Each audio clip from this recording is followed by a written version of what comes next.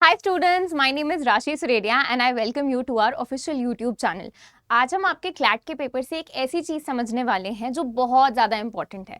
हम समझने वाले हैं कि पैसेज को अटेम्प्ट कैसे करना होता है एंड इसी चीज को ध्यान में रखते हुए मैं आपके क्लैट के ही एक PYQ से पैसेज लेकर आई हूँ एंड उसी के साथ हम समझेंगे बेटा क्या क्या इंपॉर्टेंट कॉन्सेप्ट्स हैं जो ऐसे पैसेजेस के साथ आपको अवेयर होने चाहिए। जो पर्टिकुलर पैसेज बच्चे मैं आपके लिए लेकर आई हूँ वो पर्टेन करता है आपके एनवायरमेंट लॉ से। ठीक है, अगर आपके माइनर लॉज की बात करें तो उसमें आ जाता है आपका environment law and climate change से रिलेट करता है आपका पैसेज। तो हम दो तीन चीजें करेंगे। सबसे पहले तो मैं आपके साथ इस पैसेज को पढ़ने वाली हूँ। वी विल अंडरस्टैंड पैसेज कहता क्या है, उसका मतलब क्या है।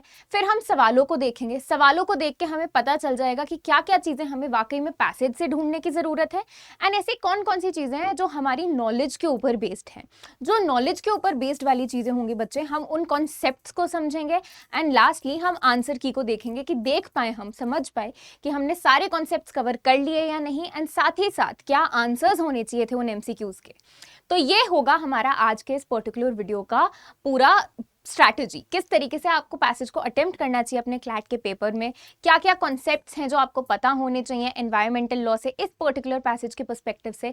ये दोनों चीजें इंपॉर्टेंट होती हैं। जो आपका क्लैट का पेपर होता है ना बेटा, होता तो वो पैसेज बेस्ड है लेकिन सारे क्वेश्चंस पैसेज में से एज इट इज उठ के नहीं आते। कुछ चीजें ऐसी होती हैं जिनमें आपकी खुद की अवेयरनेस, आपकी नॉलेज, ये सारी चीजें चेक करती हैं एंड एनवायरमेंटल लॉ के ऐसे प्रिंसिपल्स होते हैं जो ऑब्वियसली हर एक नागरिक को पता होने चाहिए, specially if you are somebody who is aspiring to be a lawyer. So let's dive right into it. Let's see कि हमारा पैसेज क्या है पर्टिकुलर। चलिए बच्चों, तो पैसेज यहाँ पे कह रहा है दैट 42nd कॉन्स्टिट्यूशनल अमेंडमेंट। तो यहाँ पे हमने 42nd कॉन्स्टिट्यूशनल अमेंडमेंट देख लिया जो बहुत ज्यादा इंपॉर्टेंट कॉन्सेप्ट होता है। Was introduced environmental protection explicitly in the constitution through article 48A जो DPSP में है एंड आर्टिकल 51A का G जो आपकी फंडामेंटल ड्यूटीज में है। ये तीनों चीजें हमने हाईलाइट कर लिया। क्यों? क्योंकि ये ऐसे कॉन्सेप्ट्स हैं जो आपको बाद में सवाल में देखने को मिलेंगे ही मिलेंगे। ठीक है, उसके अलावा क्या कहा जा रहा है, the supreme court has in many judgments ruled that both the state and the residents have a fundamental duty to preserve and protect the natural resources. आपके इन्वायरमेंट में जो नेचुरल रिसोर्सेज हैं उनको प्रोटेक्ट करने की जिम्मेदारी सिर्फ स्टेट की नहीं होती है बेटा, वो हर एक नागरिक की भी होती है। ठीक है, the recent judgment obliquely makes way for an enforceable right and a potential obligation on the state unless overturned by the act of parliament. Unless and until आपका act of parliament इस चीज को बदल दे, किसी टाइप का change, परिवर्तन इस चीज में लेकर आए, स्टेट के ऊपर तो ये ऑब्लिगेशन रहती ही रहती है कि वो एनवायरमेंट को प्रोटेक्ट करने के लिए स्टेप्स ले। ठीक है, India is a signatory to various international environment conservation treaties carrying a binding commitment. Treaties हमारी बाइंडिंग नेचर की होती हैं जो कार्बन इमिशन को, जो कार्बन जाता है हमारे एटमॉस्फेयर में जिसकी वजह से हमारी ओजोन डिप्लीशन होती है, बाकी चीजें होती हैं एनवायरमेंटल में इफेक्ट, उस चीज को रिड्यूस करने के लिए बहुत सारी ट्रीटीज हैं एंड इंडिया उन ट्रीटीज का पार्ट है। ठीक है, ड्यूरिंग COP21, अब यहाँ पे COP21 क्या है बेटा, आपका COP या COP21 इसे जो कहा जाता है, that is your conference of parties. Conference of parties कौन सी पार्टीज की? जो आपकी इन्वायरमेंटल लॉ की ट्रीटीज में सिग्नेटरीज होती हैं। राइट, बहुत सारी कॉन्फ्रेंसेस होती हैं, डिफरेंट जगहों पे होती हैं, ये सारे आपके बेसिक्स हैं जो आपको पता होने चाहिए।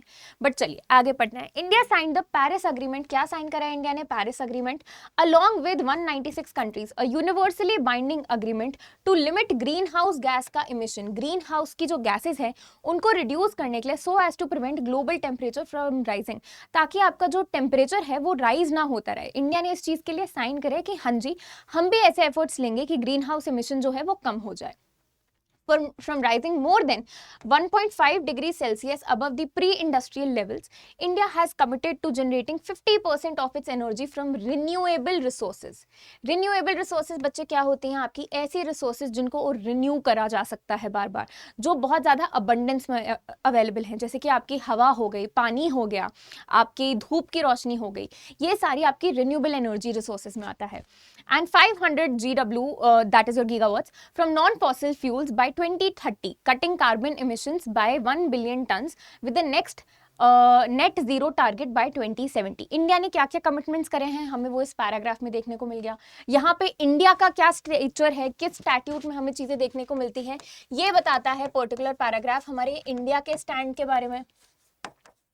ठीक है, यहाँ पे क्या देखने को मिलता है हमें कि क्या टारगेट्स हैं जो इंडिया को अचीव करने हैं यहाँ पे। ठीक है, आगे का पैसेज पढ़ते हैं। द सुप्रीम कोर्ट्स मार्च 21, 2024 का जो वर्डिक्ट है, अब यहाँ पे एक स्पेसिफिक वर्डिक्ट की बात हो रही है। Builds on jurisprudence in place since 1986। 1986 में क्या आया था आपको यहाँ पे पता चल जाना चाहिए। यहाँ पे आपका बेटा एनवायरमेंट प्रोटेक्शन एक्ट आया था, ईपीए जिसे हम कहते हैं। Through several judgments, the court has recognized the right to clean environment along with clean air, water, soil, free from pollution, necessary for the enjoyment of life. Any disturbance of any of these amounts to violation of Article 21. Now, as a law aspirant, आपको ये पता होना चाहिए कि Article 21 बात करता है आपका right to life and personal liberty. इन चीजों के बारे में बात करता है आपका राइट। चलिए लास्ट पैराग्राफ देखते हैं। It also establishes a duty on the state to maintain ecological balance and hygienic environment. Although the right to clean environment has long existed, recognizing a right against climate change compels the state to prioritize environment protection and sustainable development going forward. तो ये था बेटा हमारा passage. क्या क्या important चीजें हैं हमने उन्हें मार्क कर लिया है, क्या क्या चीजें हमें पैसेज को पढ़ के याद आ गई हैं वो हमने यहाँ पे लिख ली है। अब सवाल देखते हैं एक बार।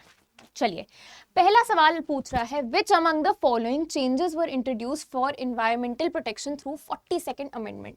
अब ये सवाल आपसे सीधा सीधा पूछ रहा है कि 42nd अमेंडमेंट में क्या क्या चेंजेस हैं। हमने ये चीज कवर करी है, ठीक है। We will come to the answers but after we understand the concept once. Alright, next सवाल पूछता है, the nature of binding commitment of India to reduce carbon emission through treaties like Paris agreement may be described as what. जो ये nature है, जो ये चीज की हम बात कर रहे हैं कि ठीक है हमें कार्बन एमिशन रिड्यूस करना है, हमने ये ट्रीटी साइन करी है, ये क्या दर्शाता है, ये आपसे नेचर पूछ रहा है, ठीक है। We will come to this question also. फिर आपका फोर्थ क्वेश्चन क्या कहता है, under article 51 AG citizens have a duty to protect and improve the natural environment that includes what. अब जब हम नेचुरल एनवायरनमेंट की बात कर रहे हैं तो क्या क्या चीजें आती हैं उसमें। अब देखिए ये हमने कहीं पैसेज में नहीं पढ़ा, we are not aware, passage में हमें ये पर्टिकुलर इन्फॉर्मेशन प्रोवाइड नहीं करी गई है। यहाँ पे you have to rely on your knowledge. आपने जब आर्टिकल 51 पढ़ा था तब आपने उसमें क्या पढ़ा था वो आपको यहाँ पे बताना होगा, right. Next question, as per the passage and the supreme Court का decision the duty to preserve and protect natural resources lies with whom. किसके पास रहती है ये ड्यूटी, ये भी हमें एक तरीके से आपके पैसेज में देखने को मिल गया है, तो we will attempt this also. चलिए आगे देखते हैं। According to the passage what makes India committed to reduce carbon emission. India क्यों इस चीज के ऊपर इतने अच्छे से काम कर रहा है, हमने ये भी पैसेज में पढ़ा है। The passage states disturbance of basic environment elements violates Article 21. Article 21 किस चीज से डील करता है ये यहाँ पे पूछा गया है। तो देखिए आर्टिकल 21 कहाँ किस चीज से, उसके एग्जैक्ट वर्ड्स क्या है वो कहीं पे लिखा हुआ नहीं है पूरे पैसेज में। अगेन ये चीज आपकी नॉलेज के ऊपर यू हैव टू रिलाई कि मैंने जब पढ़ाई की थी तब मैंने क्या पढ़ा था, आर्टिकल 21 किस चीज के साथ डील करता है। चलिए इन सारे क्वेश्चंस की तरफ आएंगे हम, लेकिन अब क्या क्या चीजें इस पर्टिकुलर पैसेज से हमें पता होनी चाहिए उनको देख लेते हैं। ऑलराइट, सबसे पहली चीज क्या है आपकी बेटा कि 48A एक DPSP है, directs the state to endeavour to protect and improve environment forest and wildlife. ये चीज है आपके 48A में, ठीक है। और क्या पता होना चाहिए कि जो DPSP है बेटा वो नॉन जस्टिशिएबल है, आप उसको कोर्ट में जाके इन्फोर्स नहीं करा सकते, ये एक महज गाइडिंग प्रिंसिपल है जो स्टेट को फॉलो करना चाहिए, ठीक है। आर्टिकल 51AG आपका बात करता है fundamental duties, duty on every citizen to protect natural environment, जिसमें क्या क्या चीजें आती हैं आपका forest, lakes, rivers, wildlife and show compassion to living creatures. ये सारी चीजों को प्रोटेक्ट करने की बात करी गई है एज सिटीजन्स। इस देश के नागरिक होने के खातिर आपको इन सारी चीजों को प्रोटेक्ट करना चाहिए, it's your duty. Dual obligation together, आपस में मिल के ये दोनों चीजें बाइंड करती है स्टेट को भी और सिटीजन्स को भी कि वो प्रिजर्व करें नेचुरल रिसोर्सेज। ये हो गया आपका एक कॉन्सेप्ट। दूसरा कॉन्सेप्ट देखो, courts have read environmental protection into the right of life since 1986. Article 21 क्या बात करता है, no person shall be deprived of life और personal liberty except by procedure established by law. ये है आपका आर्टिकल 21, पता होना चाहिए आप लोगों को। Implied rights, court has read the right to clean environment. Implied क्या ये इस इधर कहीं आपके आर्टिकल 21 में लिखा हुआ दिख रहा है आपको कि राइट टू क्लीन एनवायरनमेंट भी होना चाहिए? नहीं, ये एक इम्प्लाइड चीज है। ये चीज सुप्रीम कोर्ट ने बार बार जजमेंट्स के थ्रू इस्टेब्लिश करा है बच्चे कि ये आपका 21 का हिस्सा होता है। Violation trigger. Any degradation of these basic elements is treated as violation of your fundamental right to life. Simple से concept, right? चलिए let's move on to the next one. आगे बात हो रही है the newest and the most cutting edge extension of article 21 from clean environment to climate justice. March 2024 का जो verdict है उसने स्पेसिफिकली बोला है कि इसमें राइट अगेंस्ट क्लाइमेट चेंज भी इंक्लूड किया जाता है. वन कॉन्सेप्ट जो आपको पता होना चाहिए है. फिर क्या बोला गया है, creates a potential legal obligation on state. State के ऊपर एक ऑब्लिगेशन है कि वो क्लाइमेट पॉलिसी अच्छे से बनाए एंड सस्टेनेबल डेवलपमेंट गोल्स की तरफ प्रोग्रेस करवाए. Right. Legislative overrule stands unless overturned by an act of parliament reflecting the separation of power. यहाँ पे क्या बोला गया था आपके पैसेज में कि unless and until पार्लियामेंट कोई चीज इसको बदलने के लिए लेकर आए, ये चीज एज इट इज अप्लाई होती है. तो ये क्या दर्शा रहा है, ये दर्शा रहा है एक सेपरेशन ऑफ पावर एग्जिस्ट करता है हमारी कंट्री में. Alright, next one. फिर है आपके domestic constitutional law meets India का ग्लोबल चेंज ऑब्लिगेशन. हमने पेरिस एग्रीमेंट की जो COP21 था उसकी बात करी है. Binding treaty signed by 196 countries. Objective to limit आपका ग्रीन हाउस गैसेज का जो आपका टेम्परेचर है उसको रिड्यूस करने की बात करी गई है. अगेन अ कॉन्सेप्चुअल थिंग जो आपको पता होनी चाहिए. 50% एनर्जी सेव करने की बात करी गई है, ये आपको पैसेज में दर्शा दिया गया है. 2070 के क्या टारगेट है ये भी आपको पैसेज में मिल गया था.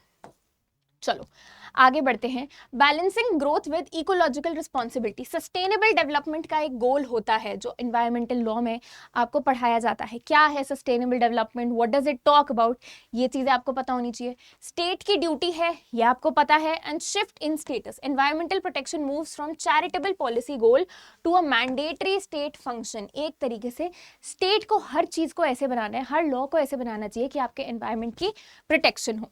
राइट तो ये भी हो गया आपका एक और कंसेप्ट. चलिए अब सवाल की तरफ आते हैं. पहला सवाल आपसे क्या पूछता है बच्चों, पहला सवाल पूछता है कि इनमें से which of the following changes were introduced for environment protection through 42nd amendment. कौन सी चेंज में, कौन सी चीज में 42nd अमेंडमेंट द्वारा ये परिवर्तन लाया गया कि वो क्लीन एनवायरमेंट को रिकग्नाइज करे आपके फंडामेंटल राइट्स में, फंडामेंटल ड्यूटीज में, या फिर आपकी DPSP में. क्या लगता है क्या होना चाहिए इस पर्टिकुलर चीज का आंसर? आंसर इज सिंपल बेटा, आपका 42nd अमेंडमेंट चेंज लेकर आया आपकी DPSP में एंड आपकी फंडामेंटल ड्यूटीज में. यहाँ पे फंडामेंटल राइट में किसी टाइप का चेंज नहीं आया. ये एक ऐसी चीज है जो कंसेप्चुअली भी आपको पता होनी चाहिए एंड आपको पैसेज में भी प्रोवाइडेड थी. ठीक है, सेकेंड सवाल की तरफ बढ़ते हैं. सेकेंड सवाल क्या कहता है आपसे कि the nature of binding commitment of India to reduce carbon emission through treaties like Paris agreements may be described as what. जो ये नेचर है कि हमने एक बाइंडिंग अग्रीमेंट जो साइन करा है वो क्या दर्शाता है इंडिया के लिए? वो चीज ये दर्शाता है कि Paris agreement is legally binding. Signatories shall. जब भी लॉ में शैल यूज होता है बेटा उसका मतलब होता है मैंडेटरीली कुछ करना. ठीक है, ये ऑप्शन नहीं है कि करेंगे नहीं करेंगे. शैल मीन्स मैंडेटरीली ये चीज करनी है. तो ये दिखाता है कि अग्रीमेंट जो है वो एक लीगली बाइंडिंग ऑब्लिगेशन है जो इंडिया को फुलफिल करनी होगी. Alright, let's move on. तो यहाँ पे आपका आंसर हो जाएगा शैल टेक एडिक्वेट मेजर्स. ए हो जाएगा आपका यहाँ पे आंसर. यहाँ पे आपका आंसर हो जाएगा 2 and 3 फंडामेंटल ड्यूटी, तो 2 and 3 आपका बी यहाँ पे आंसर है. फिर आपका सवाल है under article 51G citizens have the duty to protect and improve what. कौन कौन सी चीजें प्रोटेक्ट करने की यहाँ पे बात करी गई है? आपका रिवर्स एंड लेक्स की बात हुई है, फॉरेस्ट एंड वाइल्ड लाइफ की हुई है, ऑल लिविंग क्रीचर्स. किसकी बात करी गई है? लेट्स सी किस चीज की यहाँ पे बात करी गई है. यहाँ पे बेटा forest and lake, reverse, wild life. Without compassion, with compassion. यहाँ पे प्रोटेक्शन की बात नहीं करी गई, एक कंपैशन दिखाने की बात करी गई है. तो आपका सिर्फ ए और बी यहाँ पे सही जवाब हो जाता है. राइट यहाँ पे आपका सिर्फ बी सही है और ए सही है, और ये दोनों ऑप्शन हमें डी में देखने को मिलते हैं. यहाँ पे एक्सप्लिसिटली लिविंग क्रीचर्स की बात नहीं करी गई है. उनको बोला गया कि उनके लिए कंपैशन शो करना चाहिए आपको. 77th क्वेश्चन पूछता है as per the passage and the supreme Court का decision the duty to preserve and protect natural resources lies with whom. क्या सिर्फ स्टेट का ये काम है? क्या ये सिर्फ सिटीजन्स का काम है? क्या ये दोनों का काम है? या फिर स्टेट की इकोलॉजिकल ड्यूटी है और सिटीजन्स का क्लाइमेट राइट है? It's so much more. ये दोनों की चीजें हैं. हमने पैसेज में भी पढ़ा है, कंसेप्चुअली भी हमने पढ़ लिया कि स्टेट की ये ड्यूटी बनती है भाई कि वो ऐसे प्रिंसिपल्स लाएं, ऐसी लॉज लेकर आए जो आपके एनवायरमेंट प्रोटेक्शन की बात करें, एंड सिटीजन्स के ऊपर भी ये ड्यूटी जाती है. तो यहाँ पे आपका सी हो जाएगा करेक्ट आंसर. फिर बात करी गई है according to the passage what makes India's commitment to what makes India committed, क्यों इंडिया इतना कमिटेड है आपका कार्बन एमिशन रिड्यूस करने के लिए, क्योंकि 42nd अमेंडमेंट में ये कहा गया है, सुप्रीम कोर्ट ने ये बोला है, इंटरनेशनल ट्रीटीज के आप पार्ट हो या फिर गवर्नमेंट की पॉलिसी डिसीजन ऐसे हैं। क्या होना चाहिए आपका, यहाँ पे आंसर देख लेते हैं। सिंपल है बच्चे, यहाँ पे आपका आंसर हो जाएगा कि इंडिया ने एक बाइंडिंग चीज को साइन कर रखा है, उनकी ये मैंडेटरीली ड्यूटी है कि वो इस चीज के ऊपर काम करें, राइट। तो यहाँ पे बेटा आपका आंसर हो जाता है A, it is a signatory to an international treaty, treaty obligations must be fulfilled in good faith. क्या है ये है हमारा पैक्टा sunt servanda का concept, right. Last question. The passage states disturbance of basic environmental elements violates Article 21. Article 21 किस चीज के उसमें आता है? It is your right to equality, freedom की बात होती है उसमें, आपकी राइट अगेंस्ट एक्सप्लॉयटेशन या फिर right to life and personal liberty. अभी अगर आपको पैसेज में नहीं भी दिया है तो भी आपको पता होना चाहिए, वो आपके right to life and personal liberty के बारे में बात करता है। तो ये था बेटा आपका क्लैट का एक पैसेज, एंड उसके बेसिस पे उसके जो 5 सवाल आपके पैसेज में देखने को मिले थे। रूल बहुत सिंपल है बच्चों, अगर पैसेज बेस्ड क्वेश्चन है तो पहले पैसेज को एक बार पढ़ो, ऊपर से एक बार झांक के देखो कि क्या जेनरिक बेसिक किस चीज के ऊपर बात हो रही है। जैसे इस पैसेज के आप थोड़े से कीवर्ड्स भी देखोगे ना, natural resources, carbon, okay, renewable resources, आपको इजीली पता चल जाएगा आपके एनवायरमेंटल लॉ से पर्टेन करती है ये चीज, ठीक है। तो सबसे पहले तो पैसेज को ऊपर से देखो, फिर जब आप पैसेज पढ़ रहे हो मेंशन कर लो या अंडरलाइन कर लो वो इंपॉर्टेंट चीजें जो आपको लगता है कि आगे आपके सवालों में हो सकती है। कुछ बच्चे पहले सवाल पढ़ना भी प्रेफर करते हैं, that is totally your prerogative, ये कंप्लीटली आपकी चॉइस है बेटा। एक बार आप सवालों को पढ़ लेंगे तो आपको पता चल जाएगा कि पैसेज में आपको क्या स्पेसिफिक चीज ढूंढने की जरूरत है एंड कौन सी चीज है जिसके लिए आपको अपनी मेंटल फैकल्टीज के ऊपर रिलाई करना होगा। अंडरस्टूड। बहुत सिंपल तो नहीं कहूंगी मैं पैसेजेस होते हैं, लेकिन अप्रोच आपकी आप सिंपल कर सकते हो। आपके पैसेज को ऐसे पढ़ो, ऐसे अटेम्प्ट करो अपने मॉक्स के टाइम पे कि आप याद कर पाओ, रिकॉल कर पाओ कि यार हाँ, अगर यहाँ पे आर्टिकल 21 की बात हुई है तो है क्या मेरा आर्टिकल 21, यहाँ पे अगर 1986 मेंशन करा गया है तो क्यों करा गया है, इतना इंपॉर्टेंट क्यों है ये पर्टिकुलर ईयर, राइट। चीजों को कोरिलेट करके चलते जाओ। पैसेज को जब आप पढ़ोगे तो बहुत सारे कॉन्सेप्ट्स ऐसे होंगे जो आपको डायरेक्टली पैसेज में देखने को नहीं मिलेंगे, लेकिन उनके बेसिस पे सवाल जरूर पूछे गए होंगे आपसे। तो ये चीजों को ध्यान में रखिए और अपने पैसेज के पेपर्स को इसी तरीके से अटेम्प्ट कीजिए। थैंक यू सो मच बच्चों, ध्यान रखिए and keep studying well, all the very best.